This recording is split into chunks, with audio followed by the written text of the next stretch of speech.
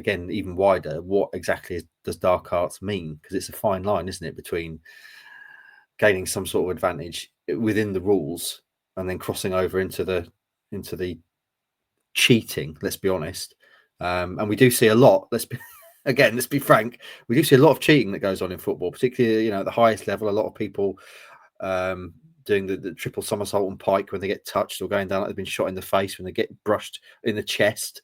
That kind of thing, which I absolutely hate. But the reason I thought this was a wider, interesting debate is going back a couple of games, back to Old Trafford. There was an incident where Dara O'Shea got basically contact in the chest through an arm or a hand, and he went down holding his face. And as I say, that is a side of football I absolutely hate. I can't stand it. It turns me completely off, and it's embarrassing actually for the player involved. They would do that. But the amount of people, because I tweeted that's embarrassing, and the amount of people I got responding to me saying, "Nah, we've got to do more of that. That's what we need to do." And I said, "Really?" And someone actually replied to me and said, "Yep, win at all costs." Okay, so we're cheating now, are we? Is that where we are? AJ, what's your thought on this? Yeah, controversial one, isn't it? I think that again, it's not a side of football that I like, especially when, again, kind of fine margins in terms of how you can see it. Where sometimes you see something like a player who'll have a shoulder put on his arm and he'll go down like he's been shot, and then sometimes you have things where it's milking it, and you see the top players, for example, who make the most of certain opportunities. And I think it's about making the most of it without overdoing it. And I can think of, for example, I think Salah's quite a good one at this, where if he gets into the box and he feels contact, he knows there's enough for a penalty, he'll go down to make sure that it's checked. He'll go down in a way that's not like totally ridiculous, but he'll show that he's in pain and he's been brought down and that there's contact because he knows that there'll be enough for a penalty. And it's about just doing it in a smart way that doesn't overdo it. And do Ipswich need to do more of that? Yeah, I think so.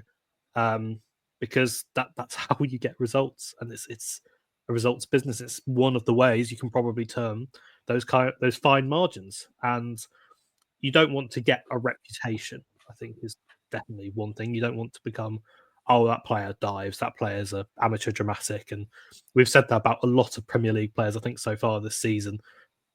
Garnacho, for example, and there are others who we've seen kind of throw themselves around against Town. But it is an element of the game now in the 21st century, in 2025, where the top teams, the successful teams, do that to make sure that they get those fine margins that go in their way, especially at the top level of football, where it is two excellent teams going at each other and it is very fine margins that decide those kind of games. You need that. And Ipswich are kind of in a similar position where, okay, not a top team in the Premier League, but one where their games are decided by such kind of slim things. And too many times, the opposition team, who's been at this level before, knows about it and understands that you need a bit of kind of nous to go into certain situations, have been able to do that. And Ipswich haven't needed to in previous years. You don't really need it when you're in League One. You're clearly the best team in the league. You don't need it when you're a team performing at the top end of the Championship and you've got that kind of ability where you can let your talking happen on the pitch.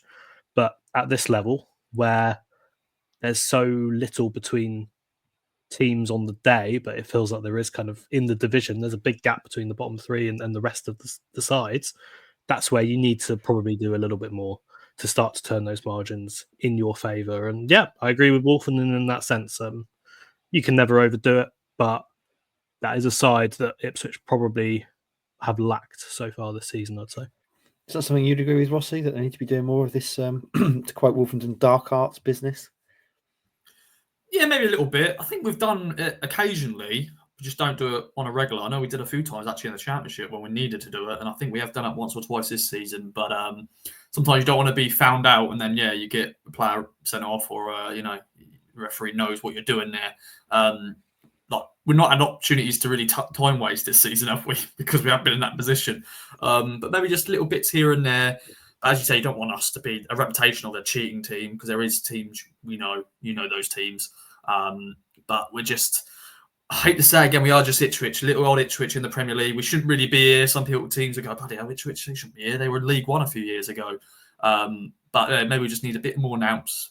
But then maybe we just got two nicer players, potentially. But yeah, it's an interesting debate. One I'm sure a lot of people are discussing, especially with Wolfie's comments. So yeah, we shall see. Maybe the next 10 games, Town will bring it out.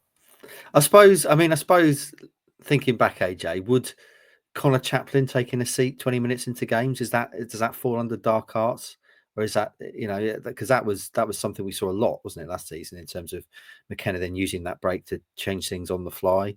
I worry for the future of the game, though, if we're saying that players now have to be hurling themselves to the floor and surrounding the referee and that kind of thing. But I suppose if that's what they think they need to do, that's not necessarily on them. If they're seeing it work, then it's on the referee and it's on the the authority in the game to stamp it out, isn't it?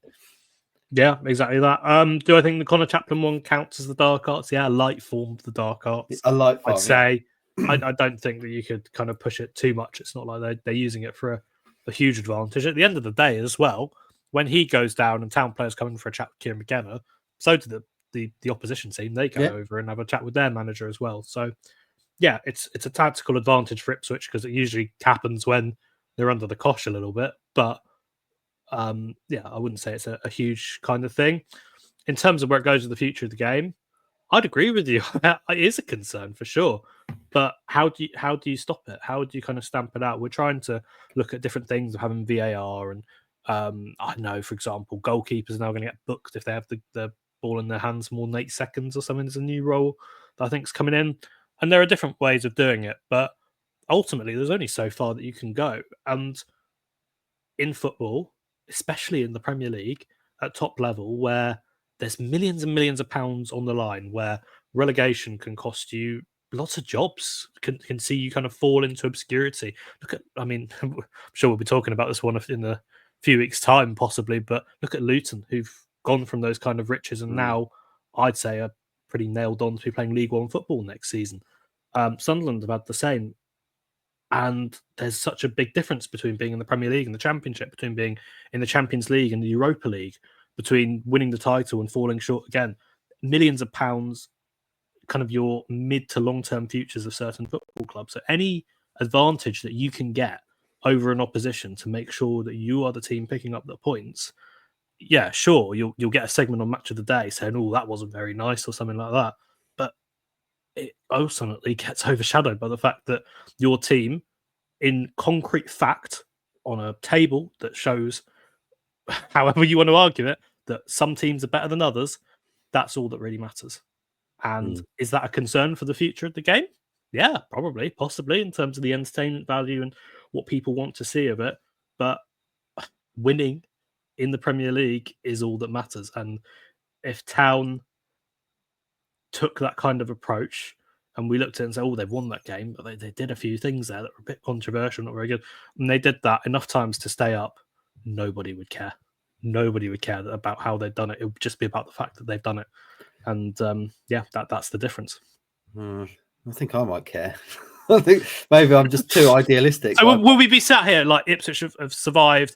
They've done it in a way that has probably been a little bit controversial. There's been a few kind of a bit of theatrics for a red card, and that goal maybe shouldn't have been disallowed, but they all surrounded the referee and they've stayed up. Would we just be sat here going, well, actually, you know what? They've surrounded the ref. They've been, they shouldn't have really stayed up, actually. No, we'd all be here saying, brilliant, fantastic work. We'd be singing their praises, I think. I don't feel that. And then the start of next season, we'd all be very happy that they're in the Premier League and not in the Championship. Yeah, I think these things are all like a microcosm and they're all forgotten. It's true. I mean, ultimately, it's in black and white, isn't it? Like if, as you say, if Town stay up through those things, I for one, hopefully quite a few fans would be. I don't really want players cheating for my football side. But then, as you say, at the start of next season, you go, still in the Premier League, aren't we? This is great. And that's I don't think that there would. I don't think that there would be that many fans who'd be looking at it saying, actually, you know what? I didn't really like that. There'd be supporters for sure who would be, but fans want to see their team win. Fans want to see their team in the Premier League. Fans want to see their teams win trophies and go to great away days and try and qualify for Europe and do all these kind of things. They're not going to sit here saying, I didn't like that. They'll probably go on social media and say, brilliant shithousery. Great. Yeah, work. yeah. That's what it is. And ultimately, maybe that's what leads to success.